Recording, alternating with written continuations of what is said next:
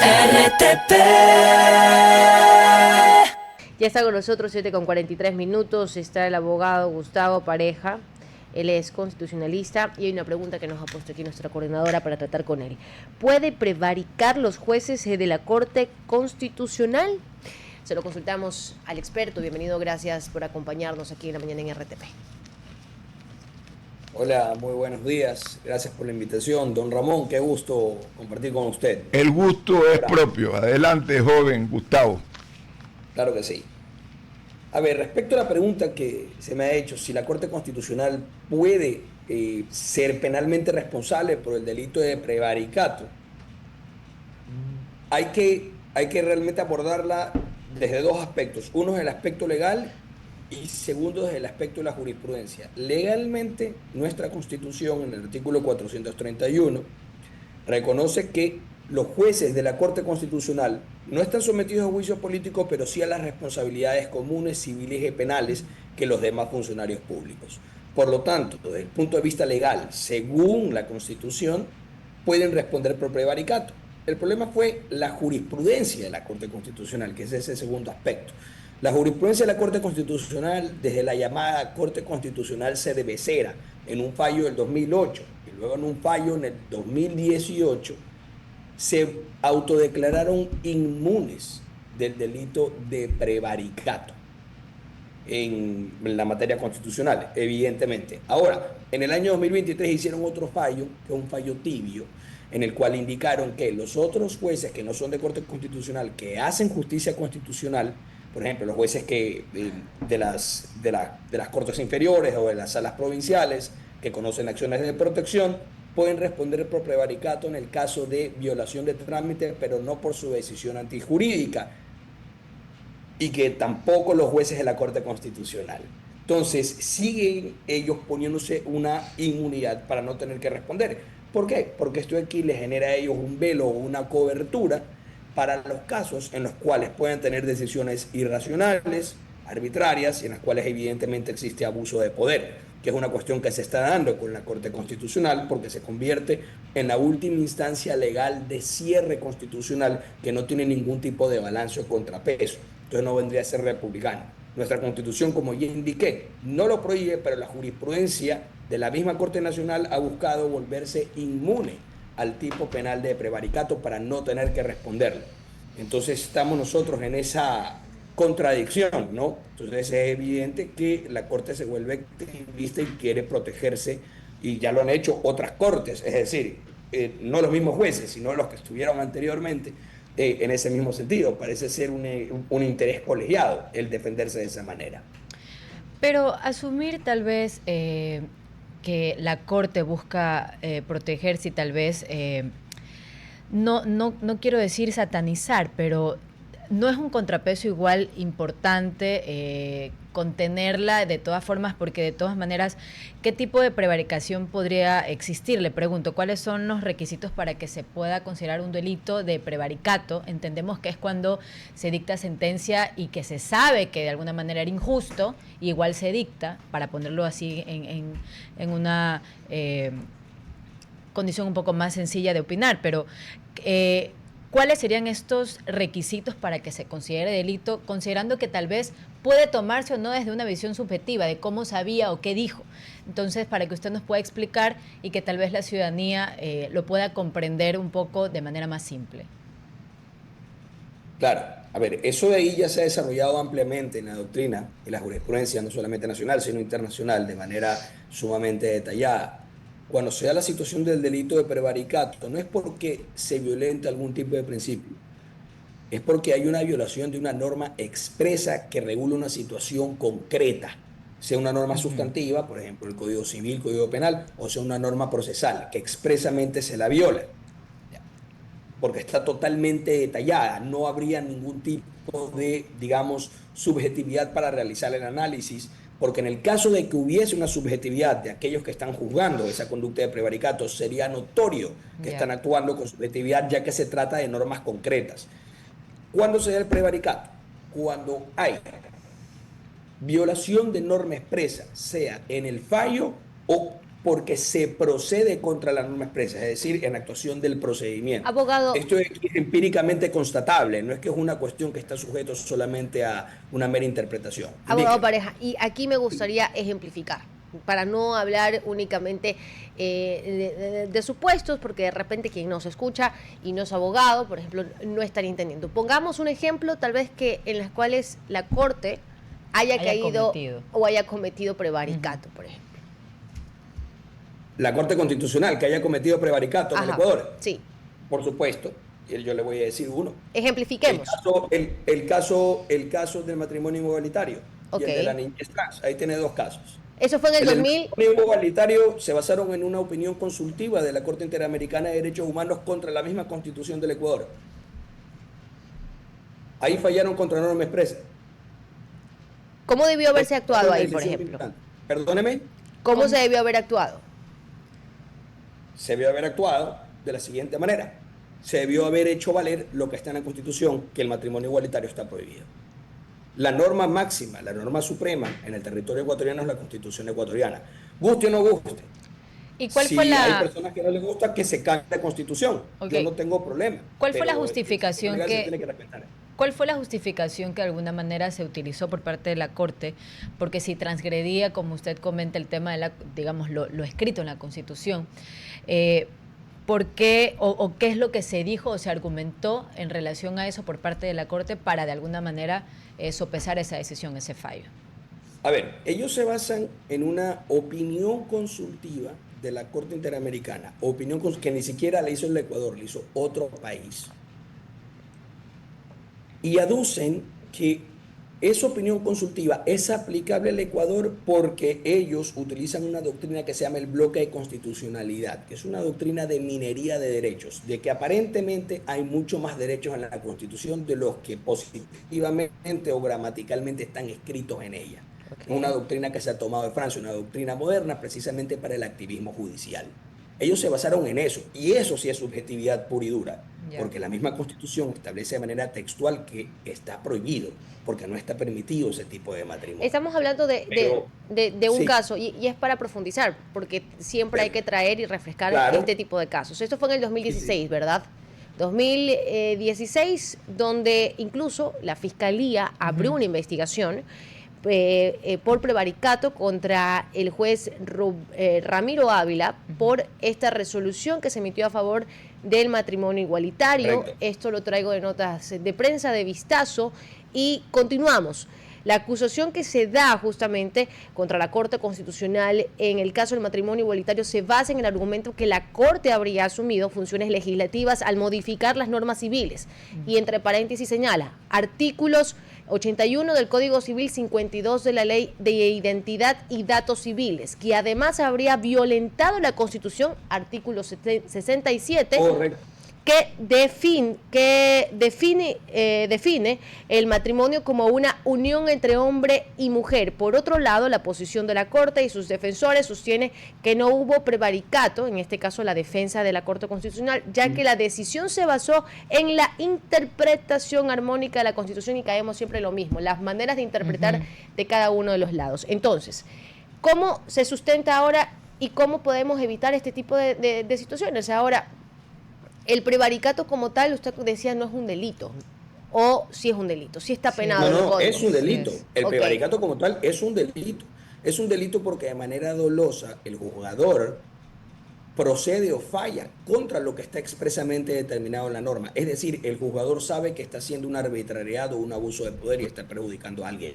Por eso es un delito. O sea, está interpretando, No es un error. ok, Está interpretando deliberadamente. de manera dolosa. Exactamente. Por supuesto. Y en El este, delito es un delito doloso, eminentemente doloso. Tiene que saber que está subvirtiendo el sistema. Y aquí está clarísimo que lo subvirtió por activismo judicial.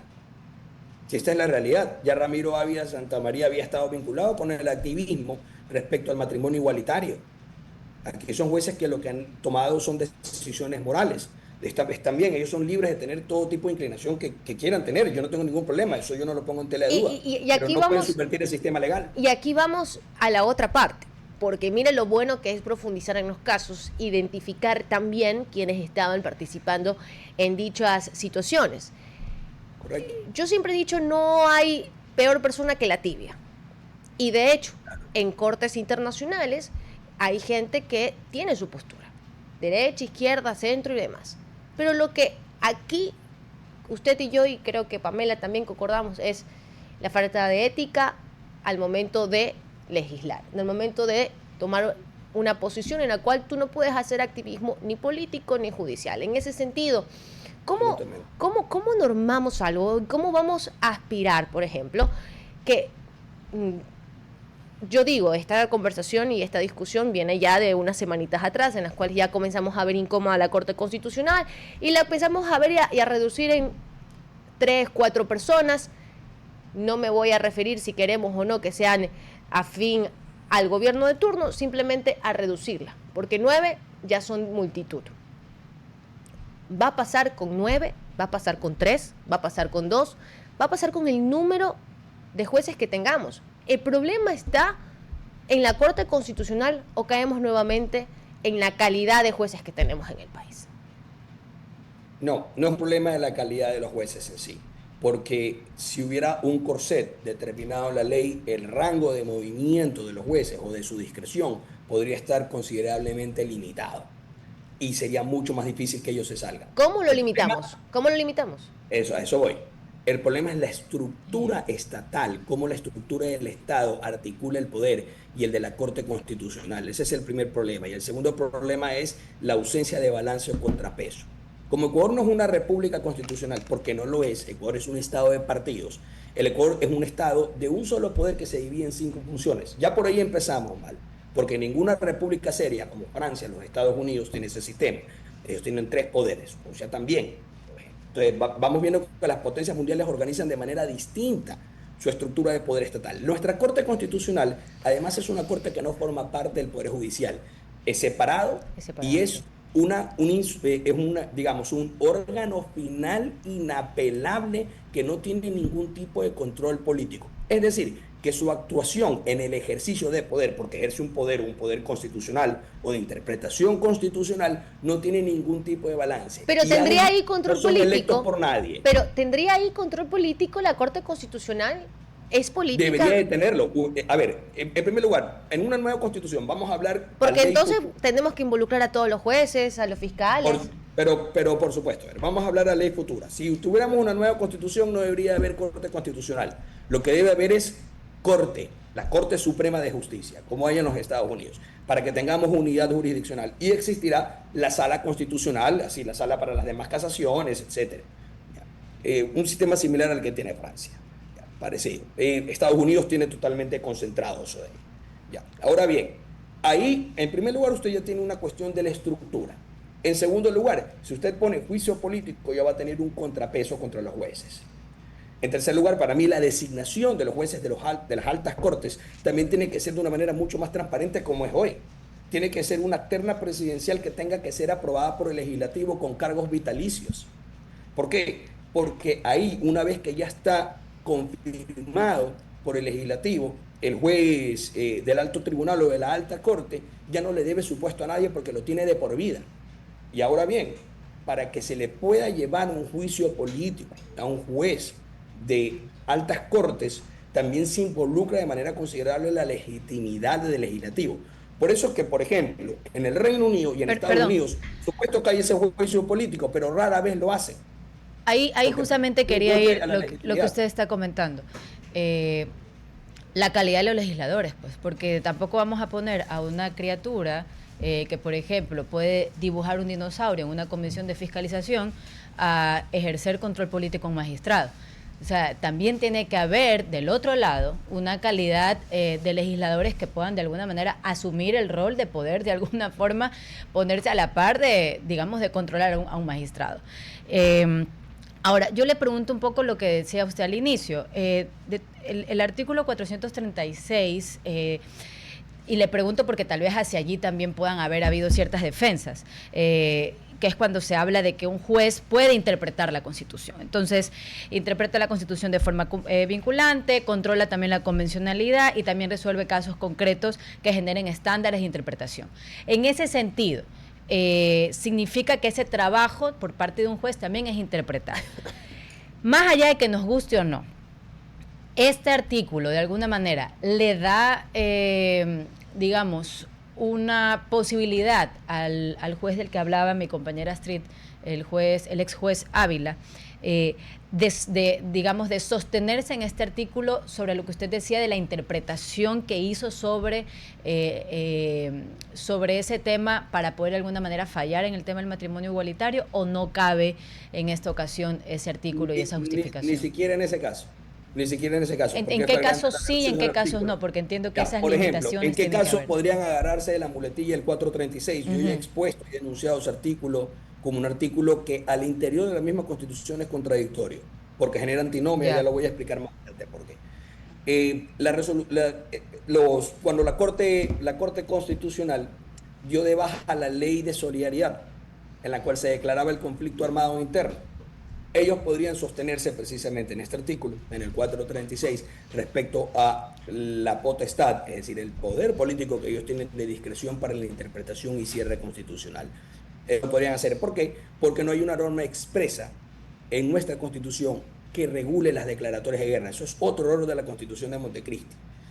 Entonces, que eso hoy no se regula de manera debida, a pesar de que previamente, cuando había iniciado los periodos de emergencia entre el año 2004 y 2025, ya la Corte Constitucional había emitido un dictamen vinculante sobre revisión de estado de excepción que había hecho el presidente Noboa, indicando que el régimen ordinario, a través de la aplicación del derecho internacional, le permite al Estado ecuatoriano aplicar regímenes de guerra.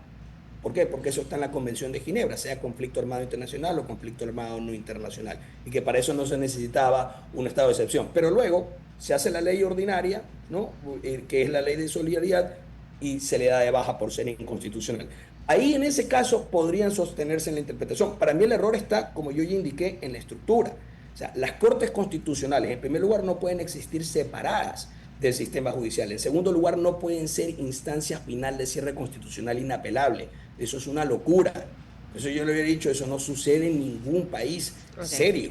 Eso ha sucedido en países que tienen solamente estado de partidos, porque es por una cuestión específica que diseñaron ese sistema político. Ahora, respecto al control de los legisladores, de los jueces, es que el problema está precisamente en que la mala calidad de nuestros legisladores se debe a que tenemos un estado de partidos. Como tenemos listas que arman los jefes de partidos, que se eligen de manera proporcional, bueno, más bien que se refrendan porque nadie los elige, entonces nunca va a haber un control de calidad de quienes van a ir al legislativo, porque el pueblo en sus distritos o en sus parroquias no puede nominar y luego hacer la elección.